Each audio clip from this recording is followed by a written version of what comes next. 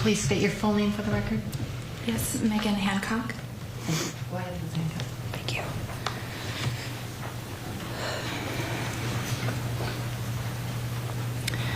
Trying to describe how my sister, Madeline Jane Kingsbury's murder has impacted me is impossible, and it will always be impossible. Living through the experience of having a loved one being an endangered missing person for 69 days until they are ultimately found dead, discarded in the wilderness, wrapped and duct taped into a bed sheet. How do I tell you how that has impacted me? For many days and nights while Madeline was missing, myself and my family, we couldn't eat, we couldn't sleep, could hardly look at each other or speak to one another. We were robotic. Before Madeline was found, those 69 days were absolute torture.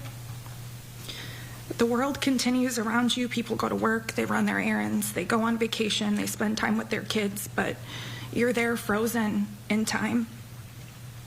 Life doesn't continue for you until you've completed the mission that you're on, and that was to find Madeline. For months, we lived out of hotels and suitcases.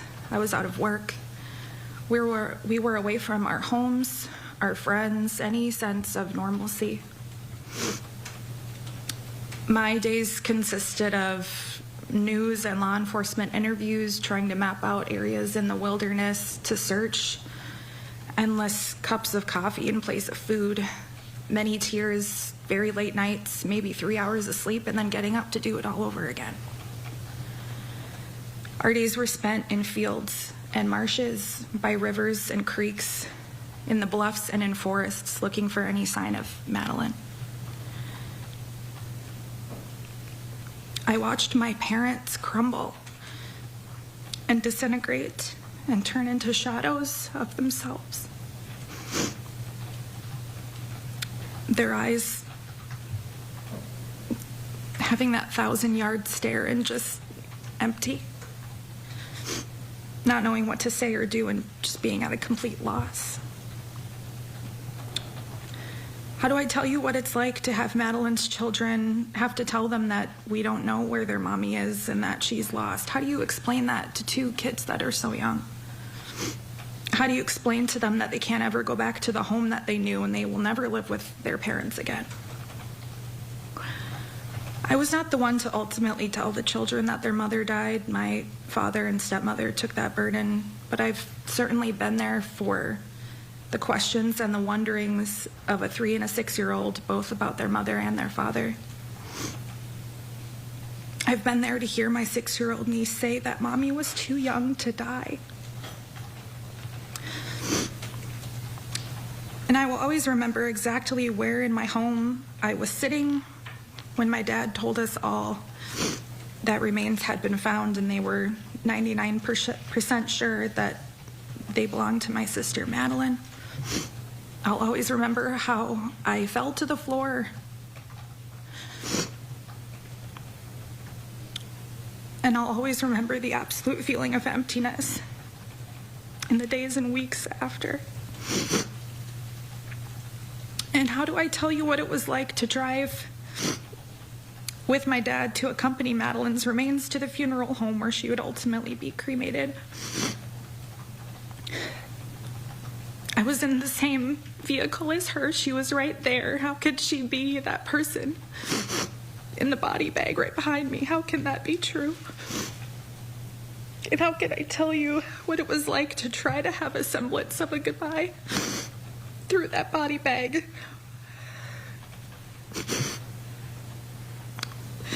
Watching my father collapse under her and say how sorry he was over and over again, and singing "You Are My Sunshine" to her one last time. I'll never forget the sounds he made of grief and sorrow. How can I tell you what it was like to feel how much of her was already gone, to hold her hand through the body bag, to know that she was right there. To know that if I did see her, that wouldn't be her anymore. How can I tell you what it was like to accompany her right to the end, helping to guide her into the incinerator because we refused to let her be alone anymore? I can't tell you what it was like. It's indescribable. In the aftermath, trying to piece my life back together, many aspects of my daily life and my being have been affected. I couldn't get a proper night's sleep. I still can't. I could hardly leave the house. I rarely spoke to anyone. I wasn't caring for myself on a base level. Intrusive thoughts, flashbacks. I started trauma therapy and was diagnosed with PTSD. This has affected my job and my ability to work as before, affected my physical, my mental health, my relationships with my husband, my family, and my friends. I was recently married, an event my sister Madeline should have been present for. She should have been there for the dress shopping, the planning. She should have been there standing right beside me as my maid of honor. And though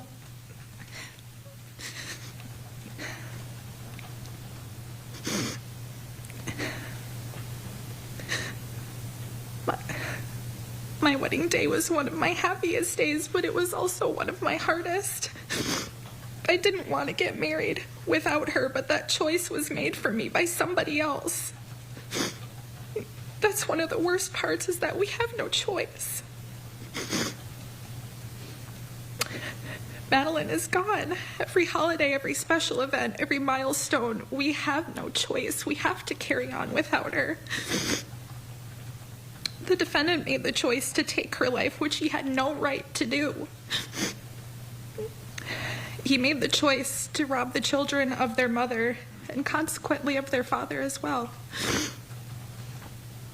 Sometimes, not very often, I do think of the defendant, and I've never truly hated anyone before.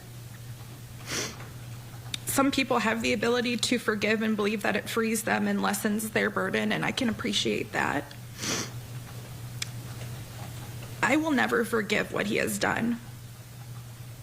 And of course, I will never forget. And some would say that my hatred will eat me alive. I would disagree. The amount of space that the defendant holds in my mind is so small, it's minuscule even. The amount of space in my mind and my heart that I hold for Madeline is exponentially larger. The amount of pure love I held and still hold for my sister, Madeline, far outweighs the hatred that I feel. And the defendant will most likely proclaim his innocence for the rest of his life. Myself and my family and friends of Madeline do not need him to admit it, because we all know the truth. Perhaps the defendant is happy with what has become of my family and what has become of Madeline, and to that I would say this: we are not broken. Madeline will forever be remembered and loved. Her children will know who their mother is and was. They will also know, when they're old enough, what happened to her, and that their father is the monster who took her from them. We will be there with them to carry them through the hard times and guide them through life as Madeline would have. And though the defendant's actions have shrouded us in darkness for a time, Madeline's light will never be extinguished. Her name and her loving, kind spirit will never be forgotten. Thank you. Thank you,